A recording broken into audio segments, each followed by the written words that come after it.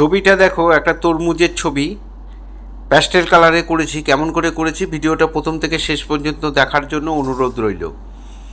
প্রথমে একটা গোল এঁকে নিলাম। গোলের এই বরাবর আমি একটা দাগ টেনে নিয়ে এক ফালি তরমুজ কাটা রয়েছে সেটা দেখিয়ে দিলাম, এক্সট্রা লাইনগুলো মুছে দিলাম।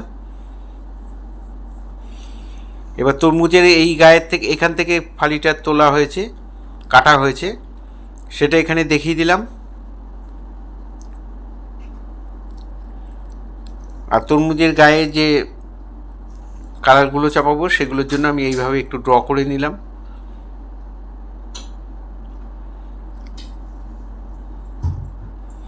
হয়ে গেল আমার পেন্সিল ড্রয়িং। এবার কালার করব। প্রথমে লেমন ইয়েলো দিয়ে দেখো করছি।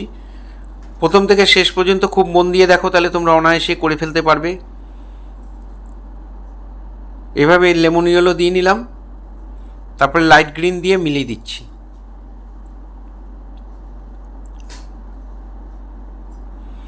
তারপর আমি ডিপ গ্রিন দিয়ে ফাঁকা জায়গাগুলো, যেগুলো ফাঁকা রয়েছে সেই জায়গাগুলো ভরাট করে দিলাম। একটু মিডিয়াম গ্রিনও ইউজ করেছি ডিপ গ্রিনের সাথে। এখানটায় ইয়েলো আর একটু মিডিয়াম গ্রিন দিয়ে নিচের দিকে ডিপ গ্রিন দিয়ে আমি ভরাট করে দিলাম।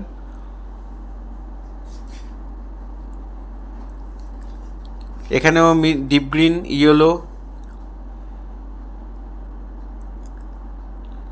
ডিপ গ্রিন যেটা ভিরিডিয়ান সেটা দিয়ে, তারপরে লাইট গ্রিন দিয়ে মিলিয়ে দিলাম।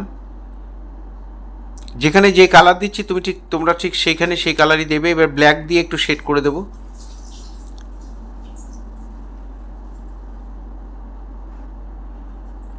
ব্ল্যাক কালারটাকে এইভাবে দিয়ে নিলাম,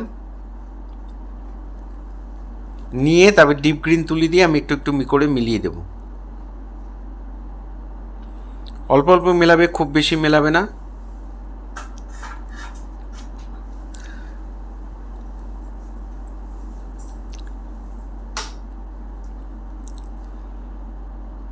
এবার আমি তরমুজের যে লাল অংশটা সেটা করব। কারমাইন রেড আর স্কারলেট, এই দুটো রেড আমি দিয়ে এখানে করছি। ভার্মিলিয়ান রেড যেটা আর ক্রিমসন যেটা, সেটা দিয়ে এই দুটো কালার দিয়ে করছি। একটু মেরুন ইউজ করেছি বাদিকে,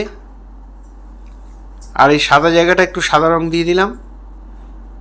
এটার মধ্যেও তাই প্রথমে কারমাইন দিলাম, তারপরে একটু সিঁদুরে লাল দিলাম যেটা স্কারলেট,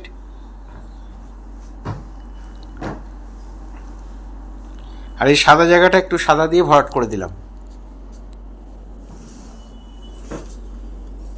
সাদা রংটা আমি ইউজ করেছি এখানে। আর তরমুজের ফালিটার যে অংশটা সবুজ দেখা যাচ্ছে সেটা ব্ল্যাক দিয়ে বর্ডার করে একটু ডিপ গ্রিন দিয়ে দিলাম, কালো দিয়ে একটু ডট দিয়ে দিলাম।